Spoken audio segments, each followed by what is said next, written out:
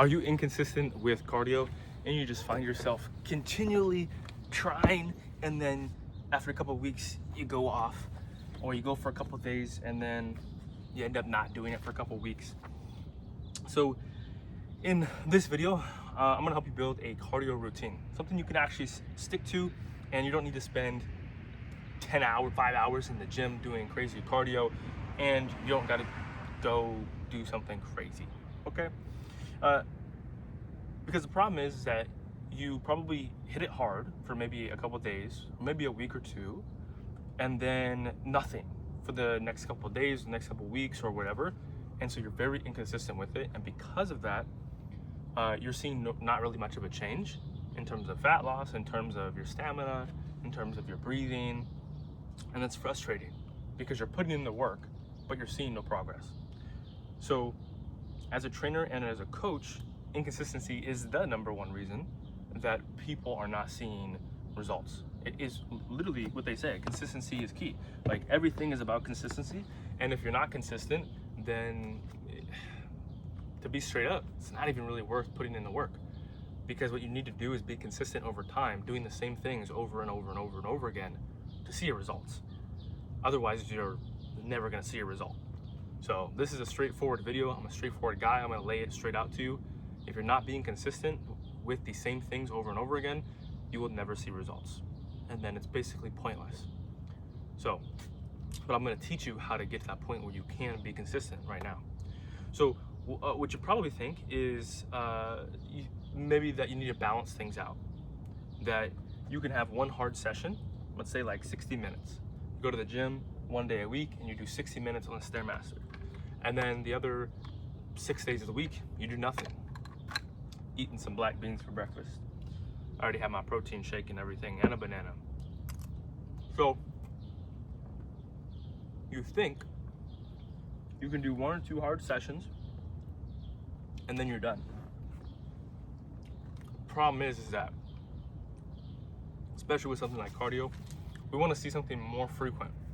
So if you're somebody who's a sprinter, let's say you're in track and you're doing sprints, that's very high intensity, and so we don't want it to be every single day. Unless you did just like one sprint. If you did one sprint, you warmed up, sprinted 100 meters, and you did that just once every day, that would be fine. But generally, sprinting is pretty heavy on the central nervous system. So in general, if you're doing a whole sports program, you would want to do your sprints like 2 to 3 times a week, with like 3 to 4 sprints in each one, and then just leave, be done, because it's very taxing on the central nervous system. My assumption is that most people that are listening to this are not sprinting. Most of you are going to be running or walking or biking or Stairmaster or whatever. So I'm going to speak to you.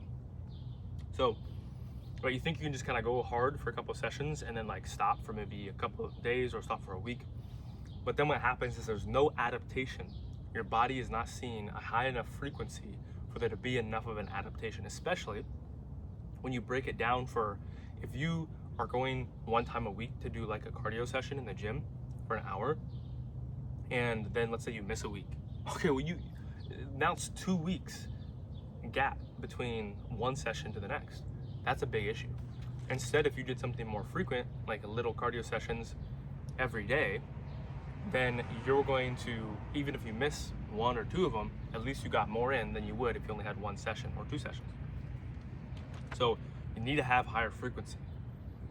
And that is gonna build you a baseline so that you have something to fall back to, because life gets busy. And sometimes we're just not gonna be able to make it to the gym to do an hour of a cardio session, even 5 days a week. Like, if you're just starting out with this, it's not reasonable to just jump straight into doing an hour of cardio every single day, 5 days a week. Just unreasonable, because you haven't built that up. Unless you have someone who is like keeping you accountable to it, then maybe you can. But also, if you're a beginner, I wouldn't recommend it anyways, because that's too high of intensity for someone who hasn't done that before. So continuing on, right? The right thing to do is to set that baseline, to set a minimum effective dose. So often, what I find as a trainer and as a coach is people are so gung-ho about being healthy that they set it up where they're trying to set up their day and their routine for working out, for eating, all those things, sleeping. They're trying to set it up for the perfect day. But the perfect day pretty rarely happens for most people. Most of the time, it's an imperfect day. It's a day that's busy. It's a day that random things come up. And so we need to set up a minimum effective dose for a cardio here. We need to say, hey, instead of like doing 60 minutes every day, 5 days a week, yeah, sure, that would be awesome, but unlikely to happen with your life because you're probably, a father or a wife, you're or father or mother, you're probably a husband or a wife, you're probably, you have kids, you have a job, you have things, you have responsibilities. And so you're not going to be able to stick consistently to doing something like an hour of cardio every single day and also do resistance training for an hour every day. And also, it's just not going to happen. So unless you have tons of time, which if you're a stay-at-home mom and your kids are in school during the school year, you have a bit more time. But let's just say that you're, working. So we want to set up something daily. Something that I really believe in is I don't like this idea of like doing something a couple times a week. I really do believe in doing something every single day. Now, if you want to go to the gym 3 days a week to do like a really hard workout session, or 3 times a week to do a really crazy cardio session on the Stairmaster, you can do that. However, we still need to have something that happens every single day that is also that. So if you're gonna work out and go to the gym 3 days a week and work out really hard, well, what about the other 4 days of the week? You need something that is going to put your body under some sort of minimal amount of load to get blood flow going, to help recover from those other 3 days, and to keep your body moving. Humans are meant to move every single day. They're not meant to move just 2 or 3 times a week. They're meant to move every single day.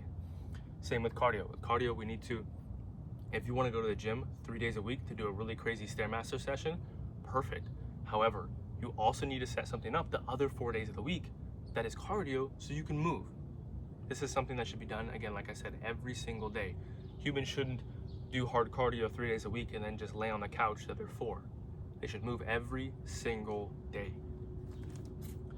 So moving on, we want to also set an anchor because we want to connect the cardio habit to something else that we do. So for example, this would mean for a lot of clients, what I would have them do, and same for me and my family, is after like breakfast, after lunch, after dinner, whatever meals that you can, or before, you go for like a 10-minute walk. It's a short period of time, doesn't take that long, everybody can do it. It's super easy and simple to do. And some people don't want to do that after a meal because they've eaten too much. So that's a whole nother issue that we can deal with in a separate video, is eating too much. That's not really a good thing. You shouldn't really be stuffing yourself full. It's not good for your digestion. It's not good for your mental health. It's not good for anything. However, some people, they're just not going to want to walk afterwards. So walking before the meal is going to be very helpful. Now, because cardio has so many benefits, like we can look at cardio is going to, especially if you do it before or after a meal, you're going to reduce blood sugar spikes, which basically means you're not going to get as that crazy like crash or drowsiness after a meal where you feel really tired. You're going to maintain your energy. Digestion is going to improve, which means you're not going to have as many belly aches, which means you're going to feel better, which means you're going to, enjoy your dinner, and you're going to enjoy the time after dinner. It means you're going to, it's also going to help you sleep better, which then you're going to feel just better the next day. So there's so many crazy benefits to doing that. If for whatever reason you're not able to walk before or after a meal, which everybody should be able to walk before or after dinner, because that's typically when you're back from work. I could see breakfast, you're rushing out the door. Lunch, you're probably at work. But dinner, you're probably at home, and you can walk 10 minutes before or after a meal. It's also a great time to just chat with your family. Get to see what happened in your day, or in their day, and share what happened in your day, and spend some time with your family. And then, right, the proof here, right, is that if we just look at someone, like I mentioned before, if you do one 60-minute session once a week, over the course of, let's say, a month, that's only 4 sessions that you did. So the amount of time you did is more, but the frequency is low. So the adaptation is not going to be that great. And let's say life got busy and you missed that week. Okay, well now you missed out on a whole 60 minutes. But imagine if you walked 10 minutes 6 days a week. Now, I would want you to do this 7 days a week, but let's just say to keep the math even, you do 6 days a week, you walk 10 minutes a day. That equals 60 minutes. But let's say you miss 2 to 3 days. So if you miss 3 days, you'd still be left with 30 minutes for that week of walking, which is way better than if you missed a whole 60-minute session for a week. So over the course of a month, because it's likely that we're going to end up missing things, something like a 60-minute session is a lot to say, hey, life is busy, I'm going to dedicate 60 minutes to doing a cardio session at the gym. That means you have to drive to the gym. That means you got to get changed, you got to drive to the gym, you got to get in there, you got to do your, Stairmaster, whatever, walking, then you got to drive back home, then you got to get changed, and you got to shop. It's just too much. It takes too much time. However, if you just go on a 10-minute walk before or after dinner, that's super easy to do. You don't need any workout clothes. You can just go in whatever you're in. You can do it with your family. You can do it whenever. There's no drive time. And so it ends up being much better to just do it more frequently for a lower amount of time so it becomes easier to do. That's the key here.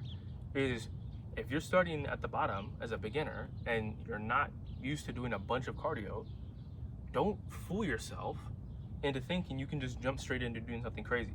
That's like me saying, hey, I could just jump in and be a CEO of $1 billion company, of Amazon, let's say. It's not gonna happen because I don't have any experience doing what that job requires. And so let's start off small, do like 5 to 10 minutes every day, and that's gonna help you get to where you wanna be. You can move that time up. You could end up doing 30 minutes a day over time, but let's start relatively small. So it's not about, again, I'm gonna say, it's not about going crazy hard once or twice a week or even 5 days a week.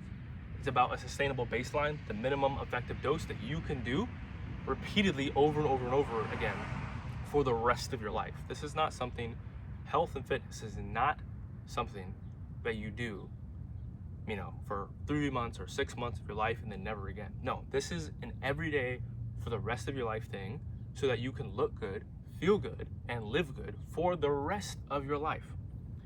So my call to action to you right now, what I want you to do after this video or right now, is to find a realistic time that you can do 5 to 10 minutes of cardio a day. Just 5 to 10 minutes that you can get out there, do a little bit of walking. If you have a stationary bike at home, if you have a treadmill at home, if you don't have those things, just walking outside, like do some amount of cardio, 5 to 10 minutes every single day. It's okay if you miss a couple days. The goal here is to be more consistent than not. So if you only get 4 days that week or 3 days, that's better than absolute 0 days. So that's all I have for right now. We will see you in the next one. Peace out.